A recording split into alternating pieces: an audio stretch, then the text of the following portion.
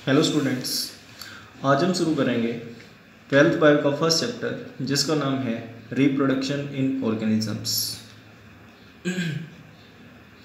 तो इस चैप्टर के अंदर आज हम समझने की कोशिश करेंगे कि रिप्रोडक्शन क्या होता है।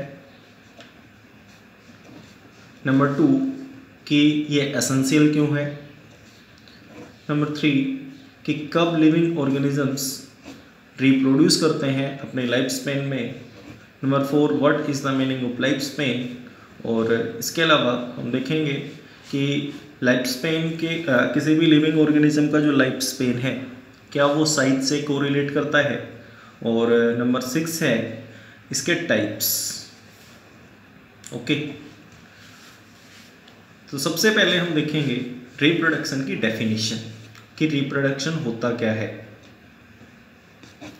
हमारे चारों तरफ बहुत सारे लिविंग ऑर्गेनिजम्स हैं और हर एक लिविंग ऑर्गेनिज्म की डेथ एक डेफिनेट टाइम पीरियड के बाद में हो जाती है। चाहे कोई भी लिविंग है उसकी डेथ हो जाएगी जैसे ही एक डेफिनेट टाइम पीरियड वो अटेन कर लेगा। जैसे डॉग है, डॉग की डेथ 20 या 30 साल के बाद में हो जाएगी। इसी तरीके से ह्यूमन बीइंग है, उसकी भी डेथ एक डेफिनेट टाइम पीरियड के बाद में हो जाती है। बट इसके बावजूद हर एक जो स्पीसीज हैं वो इस अर्थ के ऊपर एज इट इज एग्जिस्ट करते हैं। अगर कुछ हम एक्सेप्शंस को छोड़ दें, जैसे कुछ स्पीसीज हैं जैसे डायनासोर है, वो आज इस अर्थ के ऊपर नहीं है, वो एक्सटिंक्ट हो चुका है। एक्सटिंक्शन के दो रीज़न है।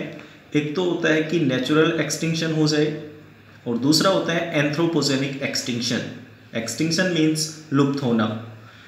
नेचुरल एक्सटिंक्शन के अंदर कोई भी लिविंग ऑर्गेनिज्म या फिर कोई भी स्पीसीज नेचुरली एक्सटिंक्ट हो जाएगा। और एंथ्रोपोजेनिक का मतलब होता है कि ह्यूमन एक्टिविटी की वजह से जो एक्सटिंक्ट हो जाए, जो लुप्त हो जाए, उसको बोलेंगे हम एंथ्रोपोजेनिक एक्सटिंक्शन। ओके, तो यहाँ पर हर एक लिविंग ऑर्गेनिज्म की डेथ एक डेफिनेट पीरियड के बाद में हो जाती है। बट कुछ एक्सेप्शंस और हैं, जैसे सिंगल सेल्ड ऑर्गेनिज्म है, दे आर इमोर्टल, मतलब उनकी नेचुरली कोई डेथ नहीं होती है। इमोर्टल का मतलब होता है जो अमर हो। ठीक है, अब इनमें जो रीज़न है वो ये है कि इनके अंदर जो सेल डिवीजन है that is equal to reproduction. Okay, और सेल डिवीजन इनके अंदर लगातार चलेगी। जैसे जैसे सेल डिवीजन चलेगी वैसे वैसे इनका जो नंबर है वो बढ़ता जाएगा। तो यहाँ पर जितने भी लिविंग्स हैं या फिर जो स्पीसीज हैं वो एज इट इज एग्जिस्ट कर रहे हैं due to the process reproduction. मतलब जो रिप्रोडक्शन है, इस रिप्रोडक्शन की वजह से जितने भी स्पीसीज हैं वो अर्थ के ऊपर एग्जिस्ट करेंगे। ओके, तो यहाँ पर हम समझेंगे कि रिप्रोडक्शन है क्या और ये एसेंशियल क्यों है। रिप्रोडक्शन एक बायोलॉजिकल प्रोसेस है। This is a biological process जो प्री एग्जिस्टिंग लिविंग ऑर्गेनिजम्स के थ्रू एक नए लिविंग ऑर्गेनिज्म को बर्थ करेगा, राइज करेगा। इस प्रोसेस को बोलते हैं हम रिप्रोडक्शन। अब यहाँ पर प्री एग्जिस्टिंग लिविंग ऑर्गेनिज्म से मतलब क्या है। प्री एग्जिस्टिंग लिविंग ऑर्गेनिज्म का मतलब है कि जो पहले से इस अर्थ के ऊपर एग्जिस्ट कर रहा है उसको बोलते हैं हम प्री एग्जिस्टिंग लिविंग ऑर्गेनिज्म। उस प्री एग्जिस्टिंग लिविंग ऑर्गेनिज्म के अंदर ये बायोलॉजिकल प्रोसेस होगी और बायोलॉजिकल प्रोसेस होने के बाद में ये pre existing living organism gives rise to new young one और offspring which is similar to itself, जो इसके जैसा होगा। ठीक है, ये प्रोसेस होती है हमारे पास रिप्रोडक्शन। अब क्वेश्चन ये है कि रिप्रोडक्शन एसेंशियल क्यों है, जरूरी क्यों है। इस अर्थ के ऊपर या फिर बायोडाइवर्सिटी के अंदर हर एक स्पीसीज की कंटिन्यूएशन रखने के लिए या फिर उसकी प्रिपेचुएशन रखने के लिए रिप्रोडक्शन जरूरी है। अगर रिप्रोडक्शन नहीं होगा तो जितने भी स्पीसीज हैं वो स्पीसीज इस अर्थ से एक्सटिंक्ट हो जाएंगे। और जब कोई भी लिविंग ऑर्गेनिज्म, कोई एक भी स्पीसीज एक्सटिंक्ट होता है तो उसके बाद में जो इकोसिस्टम है उसके अंदर इम्बैलेंसिंग होगी। ओके, तो कहने का मतलब ये है कि अगर आपसे ये पूछा जाए कि रिप्रोडक्शन जरूरी क्यों है, तो रिप्रोडक्शन जरूरी इसलिए है क्योंकि रिप्रोडक्शन के थ्रू जो स्पीसीज की जनरेशंस हैं या फिर जो रेसेस हैं उनके अंदर कंटिन्यूएशन रहेगी। ओके, तो ये हमारे पास था रिप्रोडक्शन की डेफिनेशन और इसकी एसेंशियलिटी कि इसकी रिक्वायरमेंट हमें क्यों है। अब उसके बाद कोई भी लिविंग ऑर्गेनिज्म किस टाइम पर रिप्रोड्यूस करेगा, ओके, कि उसके अंदर रिप्रोडक्शन होगा कब। तो इसके लिए हमें समझना है लाइफ स्पेन। ये समझना पड़ेगा कि लाइफ स्पेन का मतलब क्या है। जैसा कि मैंने अभी आपको बताया कि हर एक लिविंग ऑर्गेनिज्म का बर्थ होगा और बर्थ होने के बाद में जो डेथ है दैट इज डेफिनेट, उसके अंदर डेथ एसेंशियल है अगर हम कुछ एक्सेप्शंस को छोड़ दें। जैसे अभी मैंने आपको बताया सिंगल सेल्ड लिविंग ऑर्गेनिज्म। तो किसी भी लिविंग ऑर्गेनिज्म के अंदर वो पीरियड जो बर्थ से लेकर नेचुरल डेथ तक का हो उसको बोलते हैं हम life span. The period from birth to natural death of an organism is defined as life span. अब यहां पर बर्थ आप जानते हो, बट नेचुरल डेथ का मतलब क्या है? नेचुरल डेथ से मतलब है कि जब किसी लिविंग ऑर्गेनिज्म की डेथ या तो नेचुरली हो या फिर किसी डिजीज की वजह से हो, किसी बीमारी की वजह से हो, उस डेथ को बोलते हैं हम नेचुरल डेथ। अगर किसी की डेथ एक्सीडेंट से होती है उसको आप नेचुरल डेथ के अंदर इंक्लूड नहीं करोगे। ओके, तो ये होगा हमारे पास लाइफ स्पेन। बर्थ से लेकर नेचुरल डेथ तक का जो टाइम है that is the life span. अब हर एक लिविंग ऑर्गेनिज्म की जो लाइफ स्पेन है वो डिफरेंट होती है। कुछ लिविंग ऑर्गेनिज्म कुछ मिनट से लेकर 1000 ईयर तक हो सकता है। ठीक है, मतलब कुछ का जो लाइफ स्पेन है वो मिनट या घंटों में होगा और कुछ का लाइफ स्पेन कई हजारों साल का होगा। जैसे कुछ लिविंग ऑर्गेनिजम्स हैं, माइक्रो ऑर्गेनिजम्स, जिनकी डेथ मिनट या फिर घंटों में हो सकती है, और कुछ प्लांट्स हैं जिनकी डेथ बहुत सालों में होगी। जैसे एक होता है हमारे पास स्क्विया प्लांट। इस प्लांट की जो डेथ है वो होती है 3000 से लेकर 4000 साल तक के बीच में। ठीक है, उसके बाद में इसकी डेथ होगी।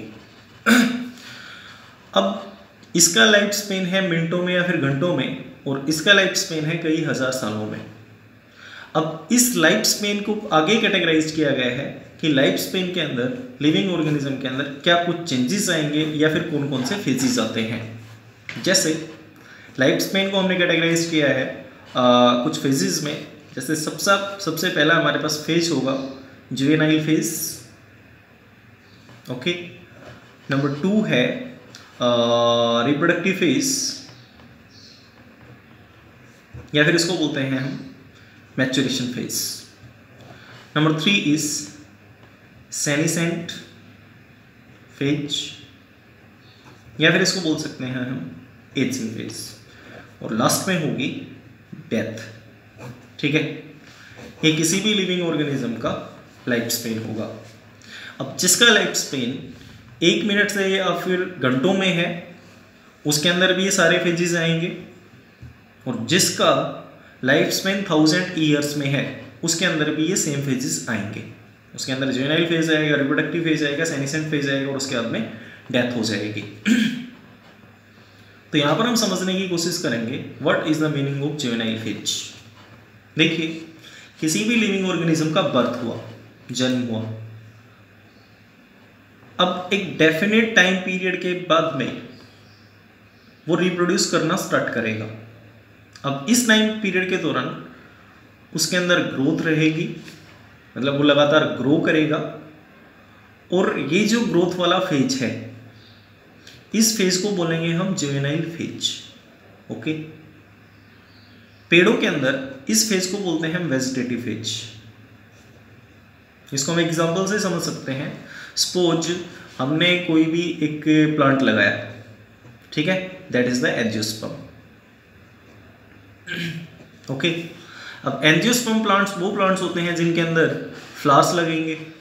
ओके, तो हमने एक प्लांट लगाया और अब ये प्लांट जर्मिनेट कर गया, ठीक है, उगा, और जर्मिनेट करने के बाद में लगातार इसकी जो हाइट है वो इंक्रीज होती रही, और एक टाइम के बाद में इसके अंदर जो फ्लावर्स हैं वो आने स्टार्ट हो गए। अब जब तक इसके अंदर फ्लावर्स नहीं आए थे, ठीक है, तब तक जो ये फेज था इसको बोलेंगे हम जुवेनाइल और वेजिटेटिव फेज। प्लांट्स के अंदर हम इसको वेजिटेटिव फेज बोल देंगे, और वैसे अगर ये एनिमल्स में होगा तो इसको हम बोलेंगे जुवेनाइल फेज। तो कहने का मतलब ये है कि जब तक कोई भी लिविंग ऑर्गेनिज्म रिप्रोड्यूस करने में एबल नहीं होता है, उससे पहले का जो फेज होगा उस फेज को बोलेंगे हम juvenile phase. Now next one is the reproductive phase. Reproductive phase वो फेज है जिसके अंदर एक लिविंग ऑर्गेनिज्म रिप्रोड्यूस करने में एबल हो, इज एबल इन रिप्रोडक्शन। अब जैसे ये रिप्रोडक्टिव फेज खत्म होगा, रिप्रोडक्टिव फेज को मैंने एक और नाम दिया है मैच्योरेशन फेज।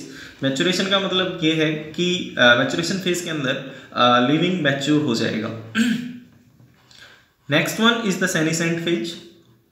सेनिसेंट फेज के अंदर जो लिविंग ऑर्गेनिज्म है वो लगातार डिटीरियोरेट होना स्टार्ट होगा। डिटीरियोरेट से मतलब ये है कि उसके अंदर जो इरिवर्सिबल चेंजेस हैं वो आने स्टार्ट होंगे। सेनिसेंट और एजिंग का मतलब ये है कि अब लिविंग ऑर्गेनिज्म बूढ़ा होता जाएगा, ठीक है, उसके अंदर जो एजिंग है वो आएगी। अब सेनिसेंट फेज के अंदर जो एजिंग है, मतलब मेटाबॉलिक जो प्रोसेसेस हैं वो स्लो हो जाती हैं, मेटाबॉलिक प्रोसेसेस, और मेटाबॉलिज्म विल डिक्रीज। अब सेनिसेंट या फिर जो एजिंग है उसके होने का कारण यही है कि बॉडी के अंदर जो केमिकल रिएक्शंस हो रही हैं उनका जो रेट है वो डिक्रीज होगा। इस फेज को बोलेंगे हम सेनिसेंट फेज और एजिंग फेज। और जैसे ही लिविंग ऑर्गेनिज्म एजिंग फेज को कंप्लीट कर चुका होगा उसके बाद में नेचुरली उसकी डेथ हो जाएगी। अगर किसी स्पीसीज की इस तरीके से डेथ होती रही तो स्पीसीज इस अर्थ से कंप्लीटली एक्सटिंक्ट हो जाएंगी।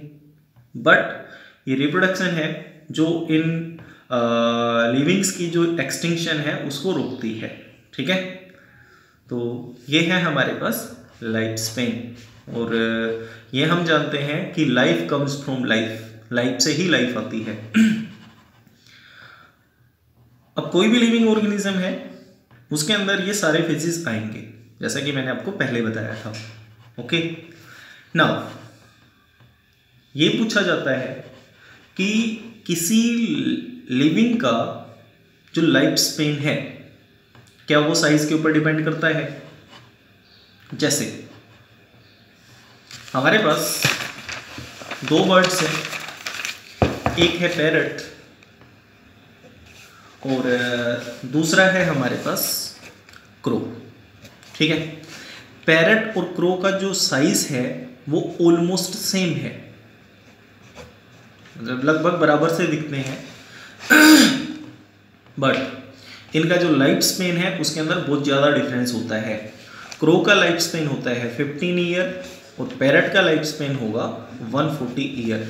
तो आपका आंसर ये होगा कि लिविंग ऑर्गेनिजम्स का जो लाइफ स्पेन है वो साइज के ऊपर डिपेंड नहीं करता है। इसके अलावा कुछ एग्जांपल्स और हैं, जैसे पीपल ट्री और आपका मैंगो ट्री है, ठीक है। इनका अगर साइज देखा जाए तो वो भी लगभग बराबर है, लगभग ऑलमोस्ट सेम होगा, बट इनके लाइफ स्पेन के अंदर भी बहुत ज़्यादा डिफरेंस होता है। जैसे पीपल ट्री का जो लाइफ स्पेन है that is approximately 2500 year, but in the case of mango it's life span is approximately 150 year. ठीक है, तो आपका आंसर ये होगा कि किसी भी लिविंग ऑर्गेनिज्म का जो लाइफ स्पेन है वो साइज के ऊपर डिपेंड नहीं करता है। और लास्ट है कि रिप्रोडक्शन के टाइप्स कितने होंगे। रिप्रोडक्शन मेनली दो टाइप का होता है, one is the sexual reproduction and second one is asexual reproduction. अब यहां पे सेक्सुअल रिप्रोडक्शन और एसेक्सुअल रिप्रोडक्शन क्या होते हैं, इनको हम नेक्स्ट लेक्चर के अंदर देखेंगे। बट एक चीज है कि सेक्सुअल रिप्रोडक्शन के अंदर जो अपोजिट गैमेट्स हैं, opposite haploid gametes are required and there should be two parents. But in case of asexual reproduction, the reproduction takes place without the fusion of gametes। मतलब यहाँ पर बिना गैमेट्स की fusion के रिप्रोडक्शन होगा और इसके अलावा यहाँ पर वन पेरेंट इज इनफ। ठीक है, तो इस तरीके से हमारे पास इसके कुछ टाइप्स हैं और इनको हम डिटेल में देखेंगे नेक्स्ट लेक्चर के अंदर। Thank you.